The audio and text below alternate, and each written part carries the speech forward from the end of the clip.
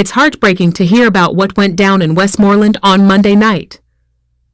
A night out at the Instagram lounge turned into absolute chaos when 4 men rolled up in a black Toyota Fielder and opened fire on the crowd. The whole scene must have been terrifying, people running in all directions trying to escape the gunfire.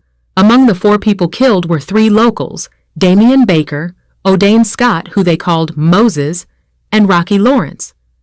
But here's where things take an even darker turn. One of the gunmen, a man known as Future or Pa, didn't make it out alive either. It turns out, his own crew shot him in the back of the head. Just thinking about how fast loyalties can shift like that is chilling. The 2 female bartenders and 2 male patrons who were hit are now fighting for their lives in the hospital. It's hard to imagine how they'll process the trauma after surviving something like this. The gunman who escaped, no doubt, left even more scars behind in that community.